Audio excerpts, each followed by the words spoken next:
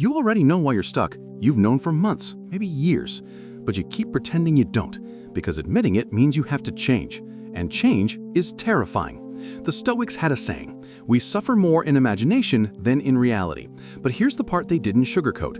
Most of your suffering isn't random. You're choosing it. And today, we're going to expose exactly how.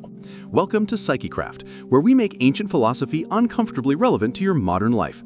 If you're tired of self-help that coddles you and ready for truth that actually sets you free, hit that subscribe button right now, because what I'm about to tell you will either wake you up or piss you off.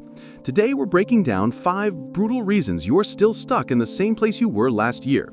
The Stoics didn't believe in excuses. They believed in agency. And that starts with looking in the mirror and calling out the lies you've been telling yourself. Reason 1, you're waiting for permission that will never come. You say you're not ready. You need more experience, more credentials, just one more course, one more year, one more sign from the universe. But here's what you're really waiting for. Someone to tell you that you deserve to take up space, that your dream isn't too big or too late. That permission, it's never coming. Epictetus said, "How long are you going to wait before you demand the best for yourself?" Not ask for, not hope for, demand.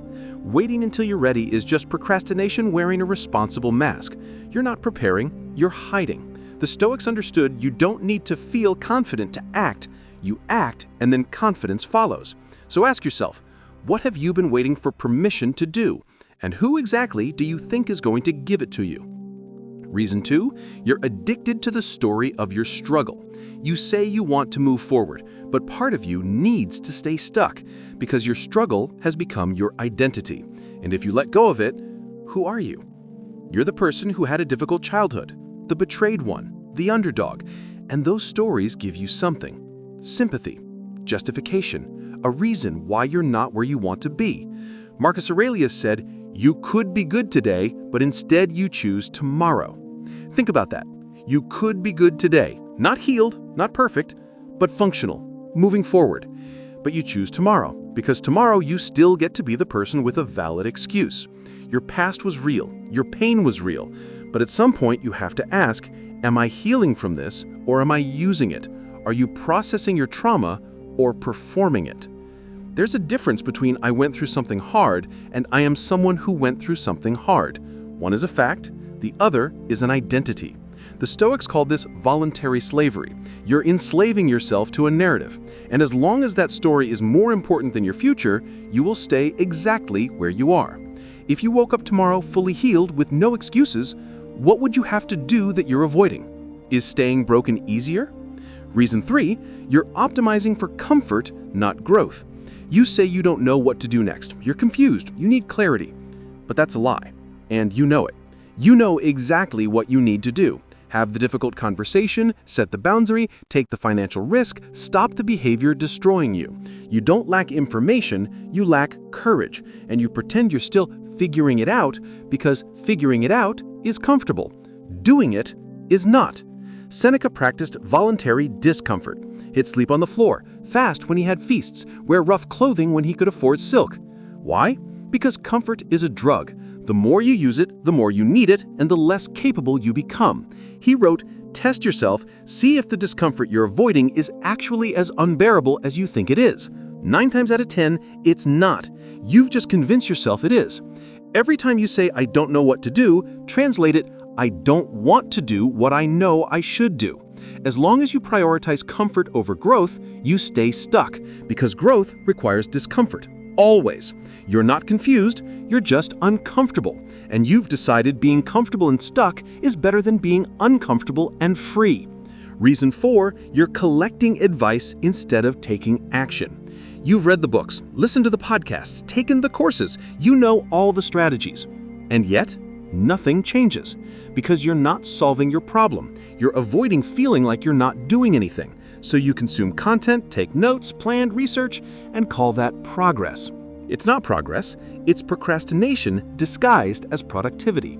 Musonius Rufus said, "If you've heard something many times, don't just carry it in your mind, embody it, practice it, or you're no different than someone who never heard it at all." Wisdom isn't something you acquire, it's something you practice. If you're not practicing, you're just well-read, and being well-read doesn't change your life. Information has become your hiding place. As long as you're learning, you tell yourself you're doing something. But learning without action is just entertainment. Here's your test. What's one thing you already know you should do? Why haven't you done it yet? If the answer is anything other than "I chose not to," you're lying to yourself. Reason 5, you're terrified of who you'll become if you succeed. Everyone says they want success, but deep down, you're terrified of getting it, because success means change, and change means losing the version of yourself you've spent years building. The underdog, the one still trying, the one with potential. If you achieve what you say you want, you become someone new, and you don't know who that person is. So you sabotage, just enough to stay where it's familiar. Marcus Aurelius said, "Loss is nothing but change, and change is nature's delight." He meant the loss of your old self. The person you were yesterday has to die for the person you want to become to live. And that death, even when it's good for you, it's terrifying.